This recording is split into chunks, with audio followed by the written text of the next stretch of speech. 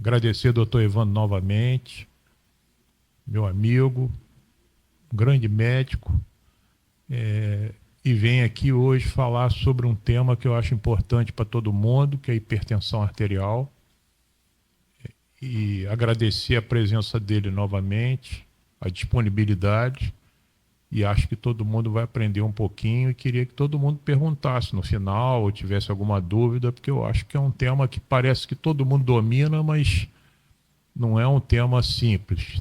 Os remédios adequados, o momento adequado, e Dr. Evandro é um craque. Muito obrigado a ele mais uma vez em nome da coordenação. Bem, primeiro a minha satisfação, né, de estar conversando com médicos de família e, obviamente, os futuros médicos de família que são os residentes. Né?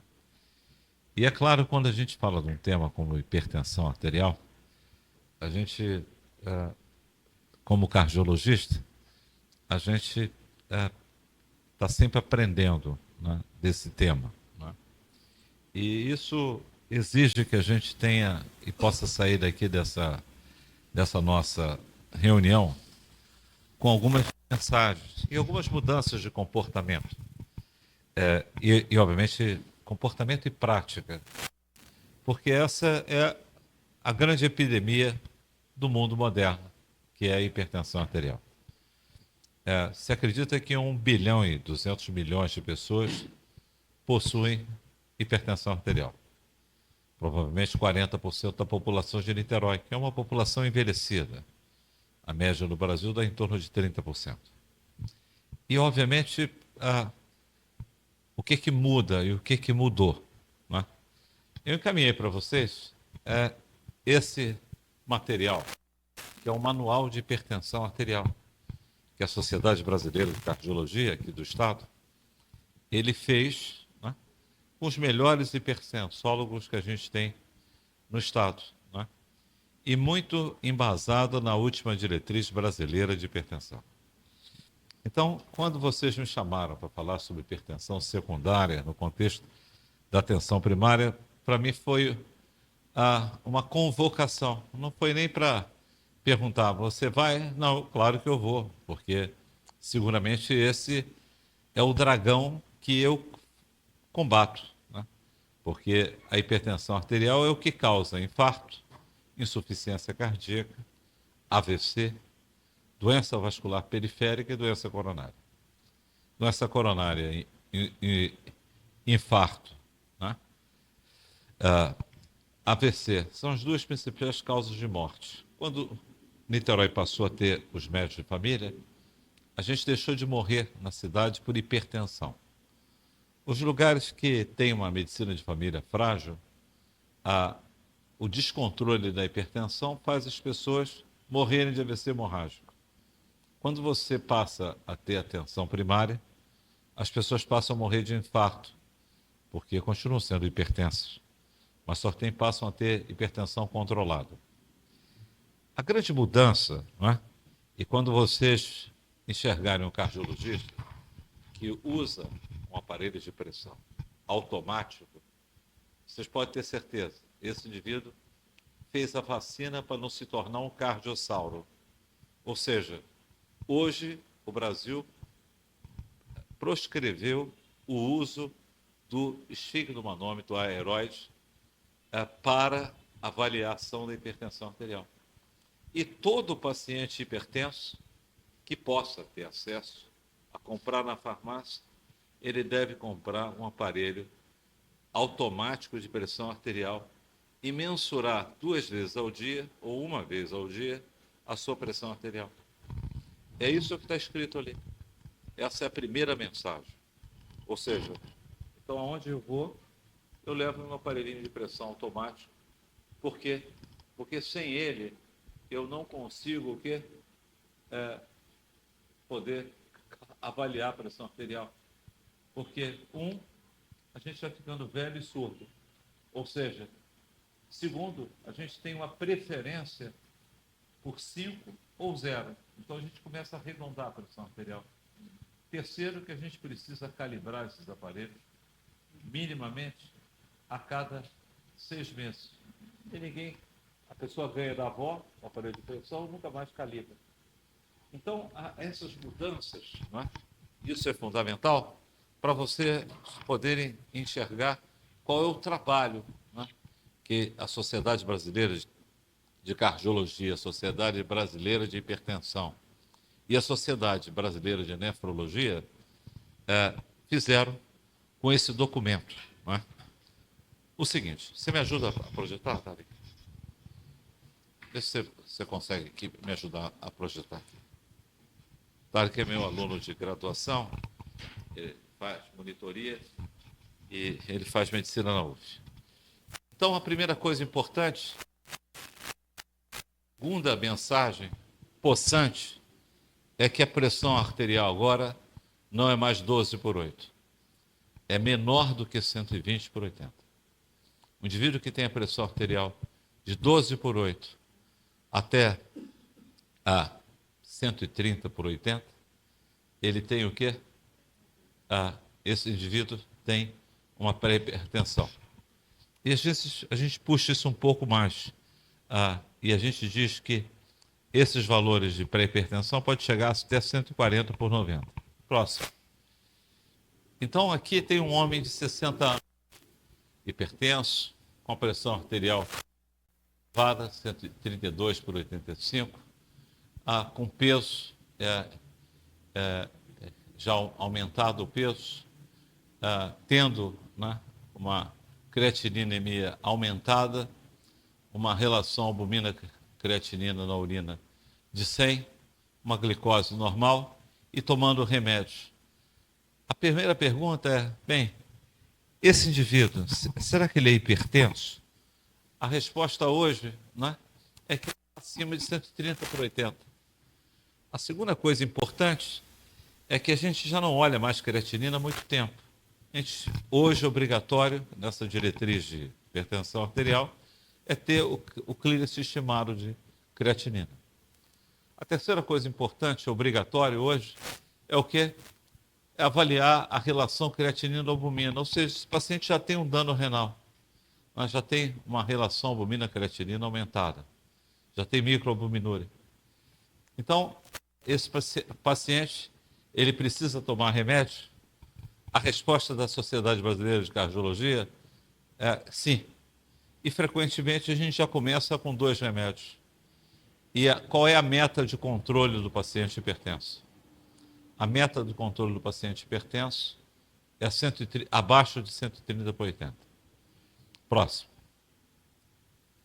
Aqui um outro indivíduo com 80 anos de idade e assintomático com 180%.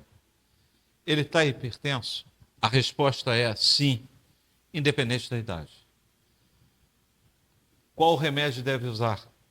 Para baixar essa pressão arterial de 180/100, ele provavelmente a gente já começa com 2 drogas em combinação.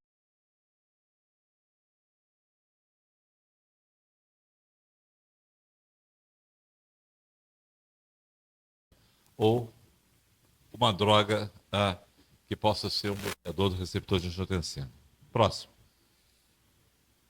Essa mulher grávida está na 18ª semana com 162/100. E ela deveria ter uma pressão arterial, né, também baixa. Né? Se ela está hipertensa e ela está sem nenhum sintoma, essa paciente é uma paciente que possa estar caminhando para pré-eclâmpsia. E aí vocês têm que fazer toda uma avaliação para ver como é que está a função renal, como é que está as plaquetas, não é? E, obviamente, se essa paciente ela está caminhando para pré-eclâmpsia e eclâmpsia. É o seguinte. E aqui, esse é um exemplo do meu primo, que é um paciente hipertenso, 55 anos, ele tem uma obesidade grau 2, estava tomando diurético, né? O potássio estava baixo, estava tomando 3 remédios e a sua pressão arterial não estava controlada. Esse é um paciente que a gente chama ele de um paciente com hipertensão resistente. A grande epidemia hoje na atenção primária, nos consultórios médicos hoje é de uma tragédia chamada hiperaldo primário, que acontece em torno de 20% na atenção primária. Então, todo paciente hoje, todo hipertenso, ao longo da vida, ele tem que dosar uma aldosterona sérica e fazer uma avaliação da atividade de renina plasmática. Isso é boa renina plasmática. Isso é boa prática hoje. Para afastar essa doença que causa o quê? AVC, infarto, doença coronariana. Então, esse meu primo, a relação da atividade renina plasmática estava suprimida, aldosterona aumentada.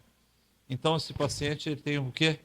Uma alta chance de ter hiperaldo primário, e esse paciente a gente vai ter que confirmar esse, com um teste de supressão, né, da aldosterona, e, obviamente, se for positivo, a gente vai encaminhar esse paciente para fazer uma tomografia sem contraste das suprarrenais. E aí, com certeza, esse paciente, se tiver um nódulo, pode ser operado. Se for só hiperplasia, vai tomar espironolactona. Então, essa epidemia oculta na atenção primária. E os pacientes que tomam mais do que 3 remédios e estão com a pressão arterial não controlada, esses pacientes que têm essa resistência, eles têm 30%, 1 em cada 3 tem hiperaldo primário. Então, é obrigatório, fundamental, indispensável. Ou seja, assim como a gente vai como causa secundária olhar para ver se esse paciente não tem apneia do sono, não é? Esse paciente tem que fazer isso aqui. Então, é claro que a gente hoje ainda faz uma medicina que não está alinhado com as diretrizes de boas práticas, mas temos que cobrar isso, não é? Ou seja, tem que ter a dosagem de aldosterona sérica, tem que ter atividade renina plasmática, tem que ter polissonografia. Por quê? Porque essas são as epidemias que estão, obviamente, transformando os pacientes em obesos e, obviamente, o indivíduo que dorme mal, ele tem o quê? Acaba gerando o que nele? Com síndrome metabólica, obesidade e diabetes. E doença cardiovascular. Então, e, obviamente, esses doentes fazem hipertrofia do coração, esses pacientes com hiperalto, doença coronária, infartam precocemente e lesam o rim. Então, essa é uma epidemia oculta, não é? Que essa diretriz chama atenção. Próximo. Então, essa é a diretriz. Essa é a senhora diretriz, obrigatória hoje. Então, todo e qualquer cardiologista, todo e qualquer médico de família, todo e qualquer clínico, nefrologista, ginecologista, tem que ler esse material. Se não quiser ler esse material, lê essa diretriz, essa apostila da Socerge, que tem 80 páginas, que faz uma síntese desse material. Tá? E é o que eu vim trazer aqui para vocês.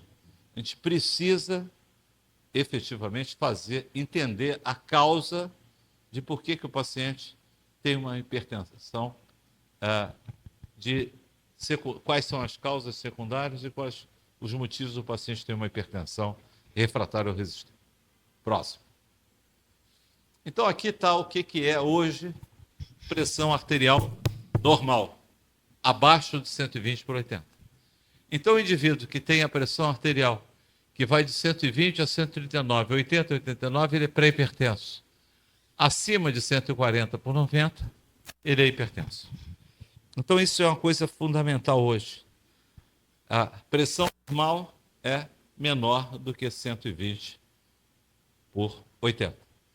Se você encontra o paciente com esses valores, mas não acima de 140/90, você manda esse paciente verificar a pressão em casa, comprar um aparelho de pressão e verificar, ou manda fazer uma mapa. Então, isso é fundamental, por quê?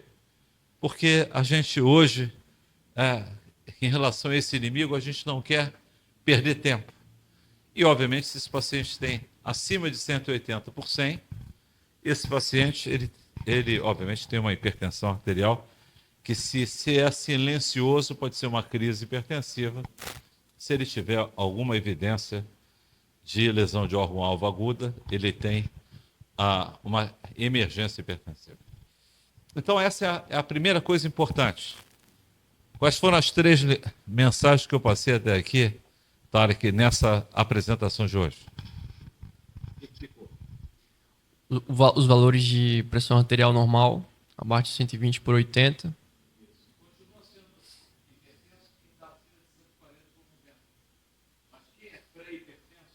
Em 3 meses, com medidas de mudanças do estilo de vida, ele tem pressão arterial abaixo de 120/80. Se não tiver, pode começar a remédio. Segunda mensagem que eu deixei diferencia hoje o médico contemporâneo do ok? É ele comprar e ter um aparelho automático, ensinar e orientar seu paciente para comprar um aparelho de pressão automático que seja calibrado e aprovado pelo SUS. Sabe? Então, isso é uma coisa assim importante. Né? A epidemia oculta de hiperaldo primário na população do mundo. E todo paciente hipertenso, em algum momento da vida, tem que dosar a relação albumina, ou melhor, a relação aldosterona plasmática e atividade renina plasmática. Próximo. Obviamente, o paciente pode ter uma pressão aumentada, né? E, obviamente, você faz uma dosagem domiciliar ou mapa e isso não se mostrar, né? Então, dentro de casa, né? Ou fora do ambiente, né? Ele pode ter uma síndrome do jaleco branco. Existem, obviamente, algumas pessoas que têm o contrário, uma pré-hipertensão ou normal pressão e ter hipertrofia do coração, ter AVC, e você faz uma mapa e a pressão arterial está elevada em casa, chamada hipertensão mascarada. Próximo. Aqui estão as regras que nesse material que eu passei eletronicamente para vocês, o livro da Socerge, que é tirado da diretriz, ele explica como é que a gente faz a verificação da pressão arterial. Então, o paciente não deve... esse paciente, a gente faz com que eles nos últimos 15 minutos não tenha tomado café, não esteja com vontade de urinar, nada disso, e verifique a pressão arterial dos 2 braços e vê com vontade de urinar, nada disso, e verifique a pressão arterial dos 2 braços e vê qual o braço maior, e obviamente a gente vai acompanhando. Vocês observem aqui que está aqui o quê? O aparelho de pressão automático. É absolutamente fundamental para a gente verificar a pressão arterial. A gente faz 3 medidas com intervalo de 1 minuto, despreza a primeira e faz a média das 2 e vocês terão aquele valor. E, obviamente, se ele tiver feito exercício, ele não vale a pressão arterial 90 minutos após o exercício. Tem que esperar 90 minutos. Próximo. Então, aqui estão as boas práticas de verificação da pressão arterial, que efetivamente a gente deve fazer em todo paciente hipertenso, tá? Então isso é fundamental a gente poder estar avaliando. E se é um paciente que é idoso, a gente também faz uma avaliação de pé, deitado e o paciente de pé para ver se tem alguma hipotensão assintomática ou assintomática durante o ortostatismo. Próximo. Então, lá tem, né, aqui uma ferramenta para o paciente em casa poder aprender a verificar a sua pressão, o braço na altura do coração, verificar 3 medidas, anotar as 2 com intervalo de 1 minuto cada e, obviamente, antes de tomar a medicação e antes de tomar café e depois de fazer xixi. Então, essa é uma boa prática hoje universal. Então, hoje ser médico e o agente de saúde, a enfermeira, tem que ensinar isso ao paciente. Tá? Próximo. E é claro que depois de você fazer a história, exame físico de um paciente hipertensão, você vai ver se tem alguma causa secundária, que é o motivo da causa, a aula de hoje, ver se ele tem alguma doença prévia cardiovascular, infarto, doença vascular periférica, etc. Ver se ele fuma, se ele tem aneurisma, se ele é obeso, se ele tem diabetes. Ver a presença do eletro, se esse paciente tem sinais de hipertrofia. Ver se ele tem doença coronariana, insuficiência cardíaca, e se tem doença renal crônica, estágio 4 e 5. E estratificar o risco por uma calculadora chamada Score Prevent, eu vou mostrar aqui para vocês. Próximo. E, obviamente, o que a gente dosa? A gente faz uma glicose, hemoglobina glicada, lipidograma, sódio, potássio urinário, sódio, potássio, hemograma, cálcio, TSH, creatinina, estima o clearance e, obviamente, faz uma relação albumina e creatinina e faz um eletro. Obviamente, em alguns casos específicos, a gente avança com uma investigação mais aprofundada. Próximo. Hoje, para a gente olhar o futuro, o que acontece com o paciente hipertenso? O que acontece com as pessoas depois dos 40 anos de idade, assintomático, e me procura no consultório? No passado eu só tinha o quê? Eu só tinha a chance de usar o quê? Uma cartomante para ver o futuro. Hoje a gente tem ferramentas que conseguem ver o futuro da gente nos próximos 10, 20 e 30 anos. O nosso risco de infartar, nosso risco de morrer, o nosso risco de ter insuficiência cardíaca. E, obviamente, aquilo que é o sonho da gente como médico, olhar determinantes sociais de saúde, com essa nova calculadora, ainda não está validado esse dado do zip code, ou CEP, para o Brasil. Mas a Sociedade Brasileira de Cardiologia, a Sociedade Brasileira de Nefrologia, acompanharam o American Heart, e é uma outra coisa também. Se o cardiologista ou o clínico usa essa calculadora Prevent, né, você consegue ver o que vai acontecer no futuro do paciente. Se ele é um paciente baixo risco, intermediário risco ou alto risco. Então isso vai cair em qualquer prova que tiver para IBCE, para o TJ, para ser médico de qualquer coisa. Como é que a gente prevê o risco de todo paciente cardíaco, de uma maneira geral, uma atenção primária, secundária, terciária, quem ainda não secundária, terciária, quem ainda não infartou, né? Quem não tem sintoma e que procura o médico, muitas das vezes com hipertensão ou sem hipertensão. Calculadora Prevent. Isso aqui define o futuro. Isso olha também a relação albumina-creatinina na urina, vê hemoglobina glicada e, obviamente, olha coisas que o velho Scholars de Framingham não fazia. Então, naquele material que você endereçou a eles, tem isso. Próximo. E é óbvio que esses fatores que vão, obviamente, ao longo do tempo do paciente com hipertensão, levando o rim, levando a diálise, levando a amputação, levando a insuficiência cardíaca, AVC e doença coronária. Então, a hipertensão, e por que reduzir os valores da pressão arterial? Tem gente que acha que a pressão arterial deveria de ser 100 por 70. Os índios Yanomamis, que ele orientou uma tese nos anos 70 e 80, de um colega que foi para o interior, lá da Amazônia, viu os Yanomamis e achou uma coisa interessante. Eles envelheciam, meu querido Jefferson, com a mesma pressão sistólica que eles tinham na adolescência, 80 de pressão sistólica. A gente sabe que o nosso potássio, sódio, né, não alteram com a idade. Mas o ambiente ocidental faz a pressão subir, a glicose subir. E isso ligado à obesidade. Então, a tragédia que a gente tem hoje, que leva à hipertensão arterial, na fisiopatologia da hipertensão arterial, é o quê? Adiposidade.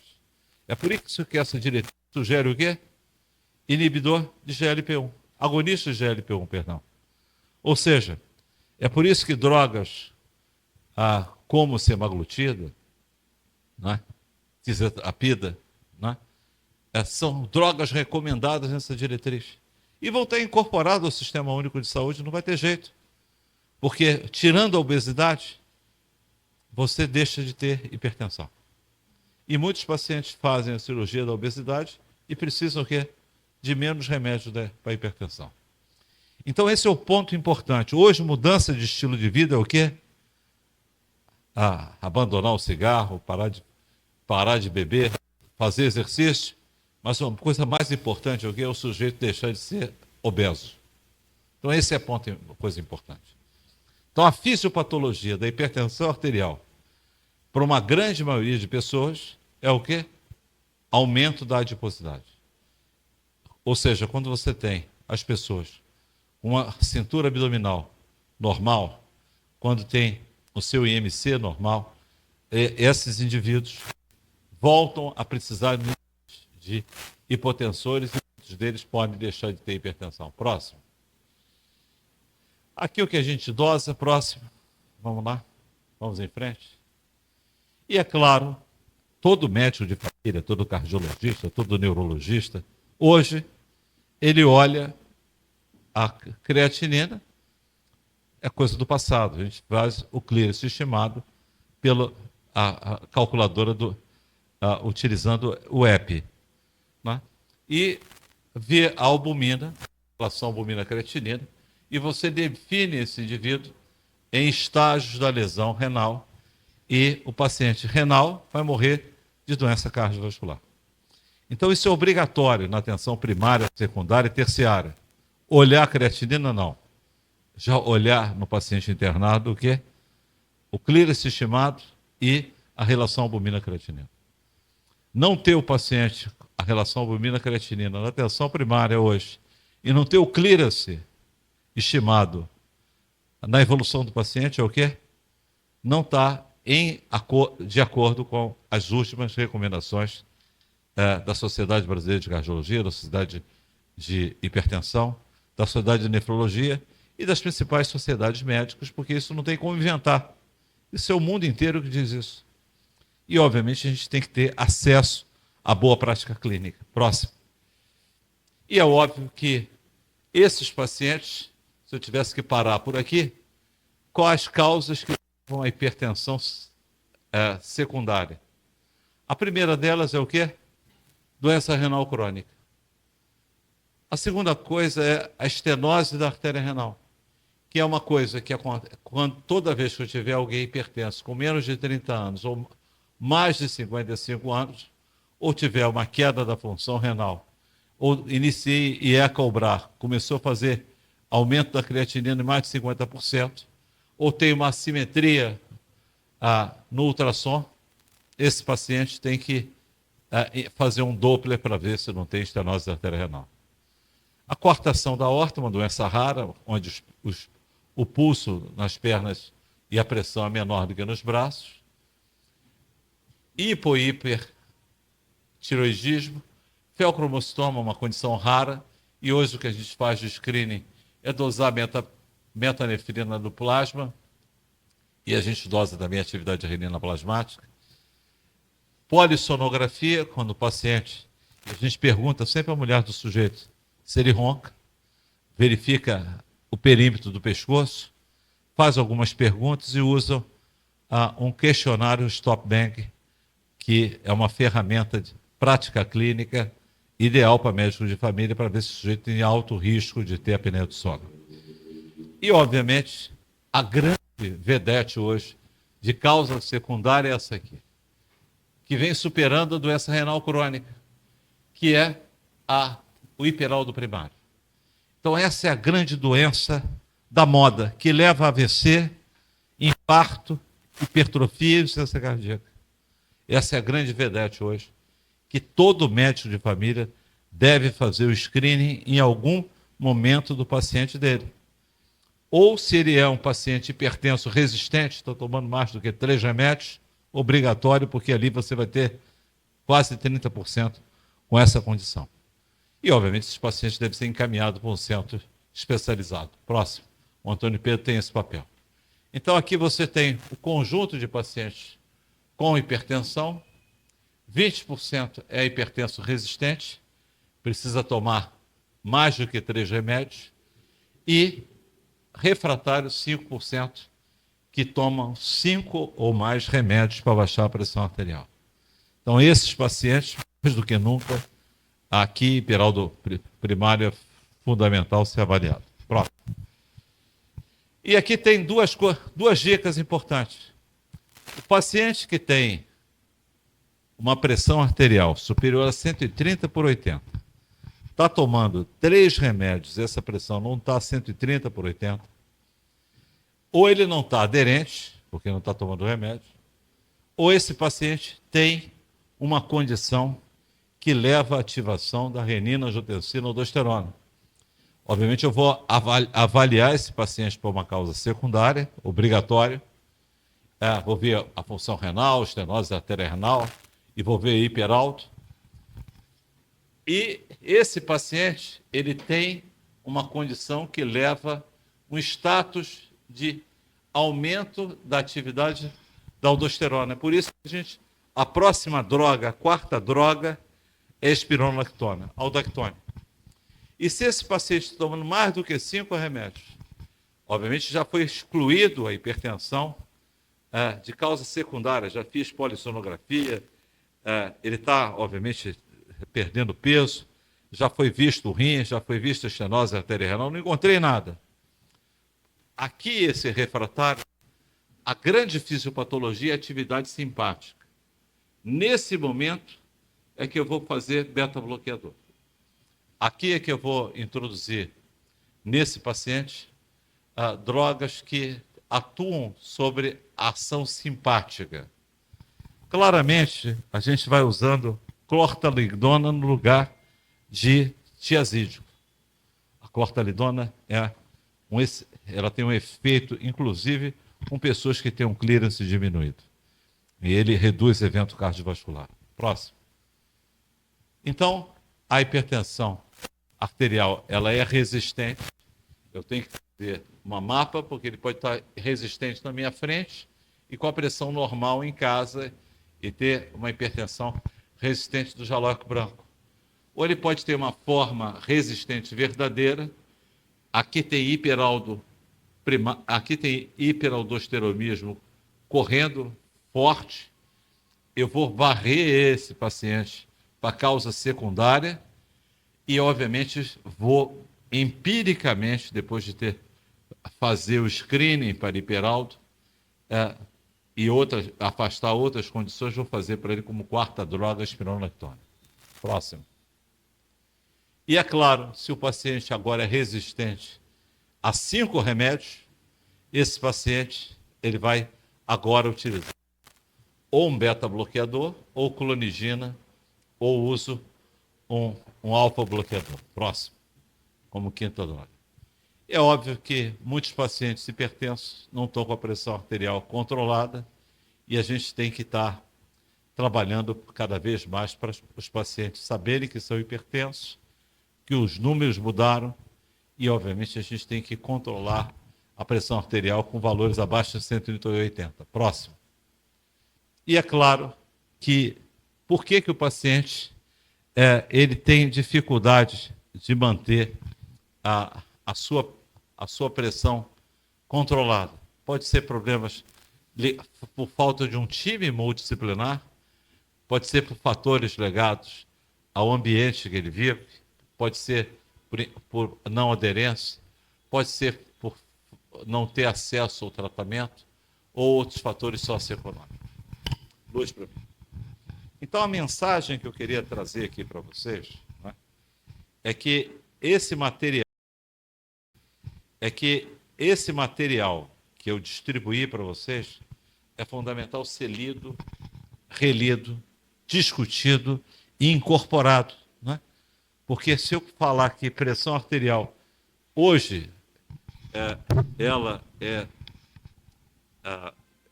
controlada, ela está abaixo de 140 por 90, eu estou errado. É 130 por 80. Saber que os valores de hipertensão, eles, obviamente, tiveram grandes mudanças. E a gente agora já considera esses pacientes tem que estar abaixo de 120 por 80, entre 120 por 80 e 139 por 89, ele é um pré-hipertenso. 3 meses de mudança de estilo de vida e ações não medicamentosas. Se não melhorar, medicamento para ele. O paciente, se já é hipertenso na largada, eu já inicio o remédio. E o remédio hoje é com 2 remédios. Então, se é um paciente jovem, eu vou fazer, provavelmente, IECA, muitas das vezes combinado com antagonista do cálcio, ou BRA, antagonista do cálcio. Se for um paciente idoso, a tendência é utilizar antagonista do cálcio com diurético. A terceira dose vai ser sempre os 3, e, obviamente, se ele não responde aos 3, eu vou caminhar para fazer espironolactona e, obviamente, se eu precisar de uma 5ª droga, eu vou estar introduzindo uma droga simpático-lítica, que tem ação contra o simpático, e se não responder, ele é um hipertenso resistente, eu vou caminhar para o quê? Para um vasodilatador direto, pode ser hidralazina, minoxidil. Estou aberto às perguntas aí. Obrigado.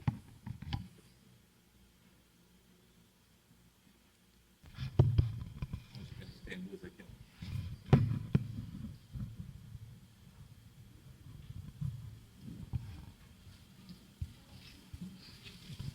Acender a luz ali. Agradecer ao doutor Evandro e gostaria de que alguém quisesse comentar ou fazer alguma pergunta sobre a explanação do doutor Evandro, sempre seria agradável.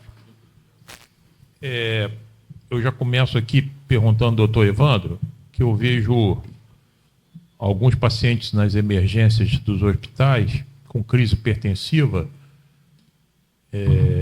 anteriormente usavam captopril sublingual para emergência hipertensiva. E agora eu vejo muito colega usando cloridina. E aí eu queria perguntar ao professor Evandro qual seria a orientação adequada para uma crise hipertensiva que chegue a um posto de saúde ou chegue em um pronto atendimento. Seria o captopril. Lá na minha época mais jovem, tinha um tal de nifedipina, que era o Adalat, né? Que a gente fazia debaixo da língua. Furava o Adalat e espremia ele para fazer debaixo da língua. Depois ficou, lembra disso, Lívio? Depois do Adalat ficou mais bonitinho, fazia um captopril sublingual. E agora eu vejo muita gente usando a tensina sublingual. O que é melhor, o que é pior? Eu queria um comentário seu em relação a isso. Essa diretriz, ela praticamente suprime esse tipo de prática. Não usa mais isso. Não é? Então, da mesma maneira que eu falei que existe uma medicina que mudando, né? A medicina muda sempre. Em 2025 a gente acaba com esse negócio de urgência hipertensiva. O paciente está com dor de cabeça, trata dor de cabeça, se não tem nada focal. Se tiver alguma coisa focal, chama o melhor neurologista de Niterói, chama o Jefferson. Se não tiver nada agudo, dá um analgésico que manda para casa, ele volta para o ambulatório e muitas das vezes trata, não é? Conversa com ele e segue o jogo. É claro que se ele tiver com alguma evidência de dor no peito, evidência de secção, insuficiência cardíaca, angina, supra de ACT, insuficiência renal aguda, aí eu vou fazer droga venosa. Então, a gente seguramente não usa nunca, porque isso efetivamente tem mais risco de causar dano com hipoperfusão. O cérebro odeia hipoperfusão. O cérebro morre de medo de fazer hipoperfusão. Então, hipoperfusão, porque a gente não controla a hipotensão que a gente faz quando a gente dá nifedipina, como no passado, a clonidina, como ainda existe essa prática que vem sendo banida, e, obviamente, a utilização de captopril sublingual. Ok? Então, o tratamento da emergência hipertensiva ela é feito com drogas venosas, nitroprusiato, nitroglicerina, hidralazina, ok? Esses são os tratamentos. Diurético, quando o paciente está com edema agudo de pulmão. Então, a gente pode uma outra vez falar sobre crise hipertensiva. Mas está ali o material que eu passei para vocês, fala sobre crise hipertensiva. E essa mudança que teve, não é? Então, a gente, quando médico de família, muitas vezes a gente tinha lá o paciente, chegava com a pressão alta, angustiado, ficava 3 horas na fila esperando, a pressão sobe e alguém dá um Adalate e manda internar. Né? E às vezes o cara tem uma dor de cabeça, né? A pressão sobe pela dor de cabeça. A maioria das dores de cabeça é que causa aumento da pressão arterial. Então tem uma mudança completa. E pela primeira vez essa diretriz é uma diretriz que tem uma parte que contempla o Sistema Único de Saúde. Então leiam a diretriz, está lá. É um documento de 140 páginas, mas tem uma parte que é só sobre hipertensão e o Sistema Único de Saúde e os médicos de família. Então a gente tem uma necessidade de mudar comportamentos e práticas, né? Que efetivamente essa diretriz ela é dura em relação a isso. Ela nos orienta em relação a isso. E nós, cardiologistas, fizemos muita coisa que hoje eu me arrependo de ter feito. Né? Não era para ter feito, não era para fazer, por desconhecimento, muitas das vezes por uma visão, né, que muitos tiveram que fazer, por exemplo, ivermectina ia curar o Covid. Né? E a gente sabe que nada disso acontece, que sem ciência a gente se aproxima dos pajés. Não que os pajés não possam ter algum impacto, mas para esse tipo de medicação, abordagem, a gente aqui nessa diretriz recomenda como medida de estilo de mudanças de hábitos de vida, olha que coisa interessante, espiritualidade. A espiritualidade é capaz de cair a pressão arterial, 3, 4 milímetros de mercúrio, pode tratar um paciente pré-hipertenso. Olha que coisa interessante, a diretriz, em cima de evidências científicas, coloca que a espiritualidade pode ser útil como um tratamento, né, não medicamentoso, particularmente naqueles que têm hipertensão arterial com pré-hipertensão. Ou seja, mas, obviamente, na emergência hipertensiva, nós não vamos estar prescrevendo a espiritualidade naquele momento. Né? Então, esse é o momento ambulatorial da abordagem desses pacientes. Então, é muito interessante como a ciência médica ela ilumina as trevas. Quando a gente era pequeno, a gente olhava o fundo do nosso quarto, a gente tinha medo das sombras, das assombrações. Né? E, obviamente, a ciência vai iluminando, vai aposentando práticas que não têm evidência científica, vai entendendo o mecanismo fisiopatológico e explicando para a gente por que espirulactona um remédio extremamente barato, disponível no SUS, que muitas das vezes não é prescrito. Não é prescrito e muda o desfecho desses pacientes. E, obviamente, a velha clonidina tem espaço quando? No estágio da hipertensão, o quê? Resistente. Percebe isso? Então, quando ela resiste a tudo, a gente passa a ter uma coisa importante, a ativação simpática. Não é? E o beta-bloqueador só serve na hipertensão arterial quando o paciente tem angina, insuficiência cardíaca ou lá atrás, quando existe uma sobrecarga, uma hiperatividade simpática. Então, agradecer muito a vocês, não é? E dizer a vocês que esse material que eu trouxe para vocês, ele foi fruto dos melhores pesquisadores e realmente dominam, estudam, fizeram meta-análise, pergunta pico, usaram as evidências científicas mais atuais para poder aposentar determinadas práticas, chamar a atenção da importância que é o aparelho de pressão, o quê? Hoje, o aparelho de pressão automático, né? Porque é completamente diferente. E, obviamente, reposiciona o médico, trazendo para o paciente no centro do cuidado um olhar que é o olhar da hipertensão arterial, que é o fator de risco mais trágico que tem, que empurra as pessoas para quê? Para as filas de diálise, que leva à cegueira, que leva à aterosclerose da carótida, que leva à doença macro e microvascular, que leva à doença coronariana, que leva à insuficiência cardíaca, AVC hemorrágico. E, obviamente, o AVC isquêmico. Então, ter vindo aqui, para mim, é uma convocação. Né? Quando o Jefferson chegou, vai lá conversar com os médicos de família e os colegas jovens que são os alunos em treinamento.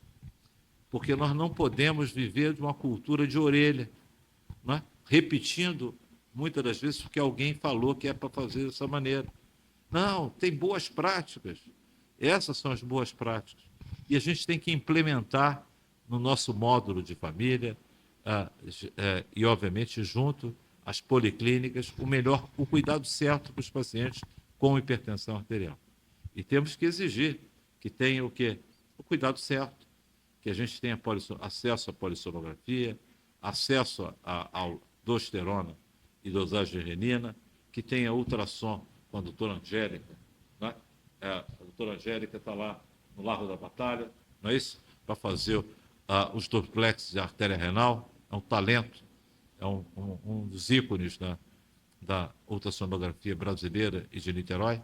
Então, o que eu vim falar aqui para vocês é trazer uma atualização daquilo que são as boas práticas da hipertensão arterial em solo brasileiro.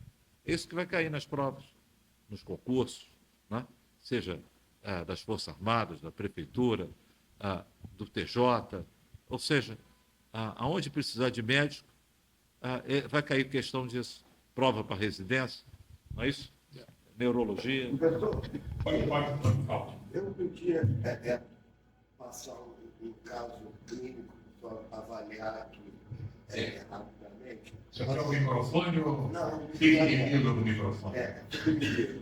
Paciente, 72 anos, hipertenso, com dois medicamentos, aliás, 3 medicamentos, né? 2 medicamentos para hipertensão, valsartano 160 e amlodipino 10 miligramas.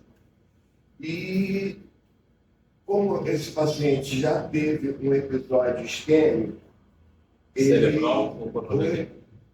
Isquêmico cerebral. Ele teve um rim, que foi um acidente. Esse paciente, também eu vi lá no consultório, naturalmente ele teve um rim que foi um déficit neurológico reversível que durou por sorte dele 48 horas, foi 72 horas.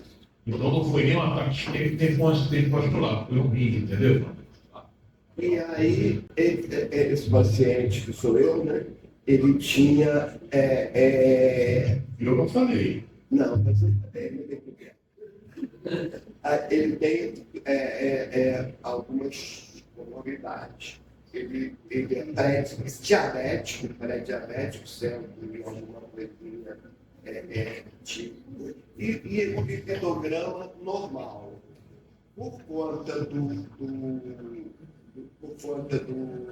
desse episódio isquêmico, o médico prescreveu, apesar do lipidograma normal, prescreveu uma estatina, uma atorvastatina, 20 miligramas. Mas esse paciente mantém a pressão 140 por 90, 95, sempre. E com esses 2 medicamentos, que é a dose máxima de valsartano, né?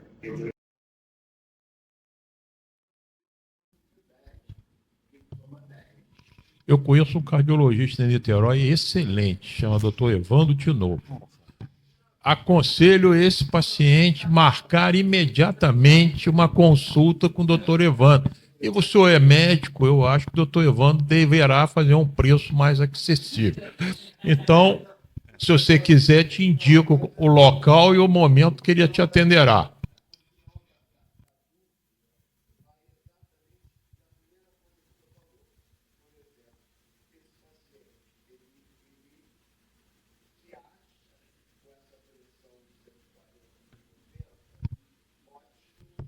Ele é médico, né? É, médico, desculpa, eu não vou falar um palavrão aqui, mas é um negócio de doido, né? Na realidade, a recomendação.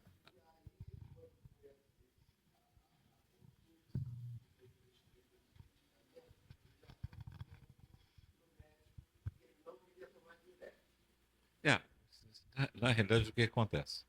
Esse, Você não vai dar consulta não, aqui, né, Evandro? o que é a coisa, a recomendação? Ah, uma coisa é um idoso É o caso dele. robusto, É o caso dele. uma coisa é um idoso robusto, uma outra coisa é um idoso frágil. É o caso dele. Essa diretriz diz o seguinte: se você tem um idoso frágil, você muitas das vezes pode se contentar com a pressão arterial abaixo de 140, próximo 140/90. Ok. A gente vai. Agora, se é um idoso robusto, a nossa meta hoje é 130/80 e o mais baixo que ele tolerar. Olha que mudança. Se ele ficar bem com 120/80, não tiver nenhuma sensação pior, né? Alguma sensação de hipotensão postural, e, obviamente, o que acontece? Os diuréticos são medicamentos fantásticos para reduzir AVC. Os diuréticos foram demonizados de uma maneira meio que covarde com a chegada dos novos medicamentos que eles faziam, diabetes, né? Nada disso. O diurético, em particular, a clortalidona, vocês viram ali, é um santo remédio para evitar evento cardiovascular, seja no coração, no cérebro. Obviamente, como terceira terapia. Né? Então, a combinação ela pode ser acrescentada a uma dose pequena. Meu pai foi uma vez ao Dr. Bedran. O Dr. Bedran tinha 80 e alguns anos, e o Dr. Bedran identificou hipertensão no meu pai. Meu pai tinha 70 anos de idade. Quando chegou aos 85 anos de idade, meu pai, que hoje tem 95, ele deixou de ser hipertenso. Olha que coisa interessante ao longo do tempo. Ele nunca teve piora da hipertensão, da função renal, nunca teve piora da glicose. E o supervisor tinha passado para ele hidroclorotiazida, 12,5 miligramas. Então, absolutamente correto. Ele lia o Brenner e, obviamente, o Guyton, né? E os livros de farmacologia, o Goodman Gilman, ele ficava estudando lá no Antônio Pedro, e uma vez ele mostrou para mim aqui a importância comparada com o hidroclorotiazida. Hoje, olhando 2025, se coloca claramente que a hidroclorotiazida ela é inferior, em termos de eventos cardiovasculares, à clortalidona. E pode ser utilizada em pessoas que têm o quê? A disfunção renal 3B, né? E 4. Olha que coisa interessante. Então, é muito interessante é o efeito vascular protetor. Então, esse nome diurético, nessas doses pequenas, até tem a dúvida se ele tem realmente um efeito importante diurético, e na realidade possa ter outros efeitos. Então, eu diria para você, e obviamente a gente hoje coloca qual a meta de quem teve um AVC, não é? Ou teve alguma doença cerebrovascular em relação à estatina. A diretriz recente da SBC é 45 de LDL colesterol. Então, hoje os pacientes estão tomando o quê? Ezetimibe, junto com estatina de alta potência, né? Que pode ser atorvastatina no Sistema Único de Saúde, ou rosuvastatina. E, obviamente, agora a gente está aprovando o inibidor de PCSK9 para que essas novas classes de medicamento que a gente usa a cada 15 dias. Então, a gente vai ter aí, provavelmente, o Praluent disponível no SUS, porque cada vez mais a gente começa a baixar o colesterol com crianças a partir de 12 anos. Quanto menor o colesterol, melhor, porque é uma mentira que colesterol causa câncer, que o colesterol causa demência, que o colesterol promove déficit cognitivo. Pelo contrário, as evidências apontam para outros tipos de proteção, neuroproteção. Então, a coisa importante é que quando a gente pega o paciente hipertenso, a gente tem que trabalhar o combo dele de doença cardiovascular. A gente vai fazer semaglutida, sim, se ele é obeso. A gente vai tratar a apneia do sono, sim.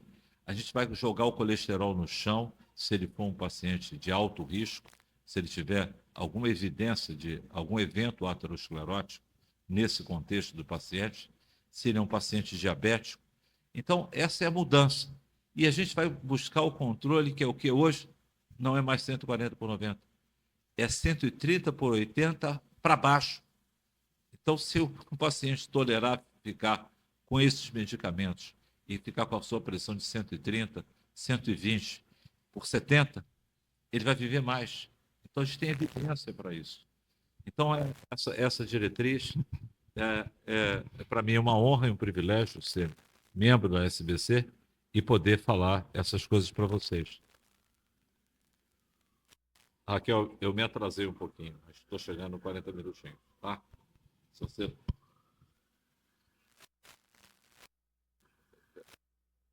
Vou ligar para você, tá bom? Já li. Então, é só para dizer para vocês, é isso. Para mim é um privilégio poder estar... Então, eu entendi, Evandro, que para esse paciente que o Lívio colocou, que ele já está... O Lívio colocou que já está usando valsartana e amlodipino, você sugeriria, Lívio, que ele já está usando amlodipina e valsartana, se eu não me engano, que ele falou, você sugeriria que ele começasse uma clortalidona 12,5 de manhã? Eu não sugiro isso, não. Isso é absolutamente o estado da arte. Né? Então, nesse grupo de pacientes idosos, robusto, que já tem algum evento cardiovascular prévio, portanto, define um grupo de alto risco, alcançar valores abaixo de 130 por 80, desde que não cause nenhuma outro sintoma no paciente, é extremamente bem recomendado. Tá bom? Ok, Lívio. Depois você fala para o doente, Lívio. Depois você fala para o doente. Depois você comunica o doente. Alguém quer mais? Pode falar, Rômulo. Não tem que ser rapidinho, não. Tem que ser com calma. Com relação ao paciente pré-hipertenso que está no nível moderado a grave, já inicia com a medicação ou somente mudança? Alto risco. Isso é brilhante. Se é um paciente com pré-hipertensão e é um paciente de alto risco, se nesse caso eu posso lançar mão e não esperar os 3 meses, a resposta é sim. Tá? Então, com certeza, esse grupo de pré-hipertensão, a gente acaba, né, podendo ser mais agressivo. Tá? E, obviamente, posso não esperar como eu esperaria. E, obviamente, vou fazer uma mapa, porque ele pode estar pré-hipertenso, mas ser um hipertenso o quê?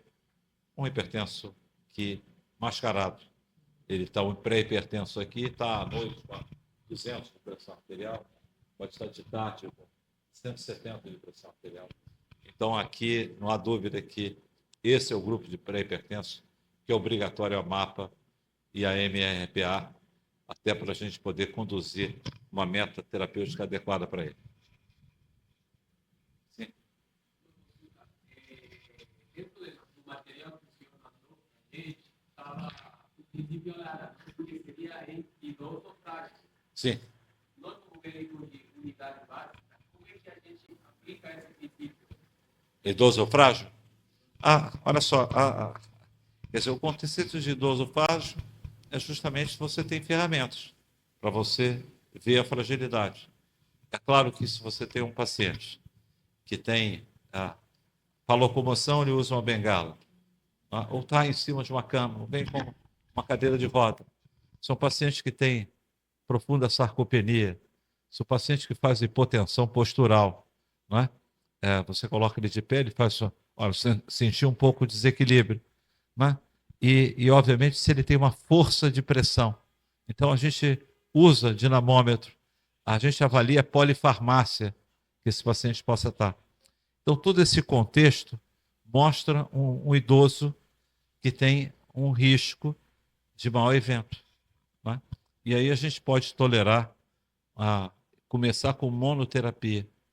E o resto é sempre dupla terapia, tá? E, obviamente, a gente procura cuidar desses pacientes com essas evidências que nós temos. Ainda não temos droga nova vai surgir esse ano. Existem drogas que são inibidores da sintase de aldosterona e drogas que atuam sobre endotelina, que são drogas que estão aí para começar a hipertensão e serem utilizados na prática clínica, mas são coisas que a gente espera que até o final do ano a gente tenha mais informações sobre novas drogas. São as velhas drogas disponíveis no SUS que funcionam, ok? Obrigado.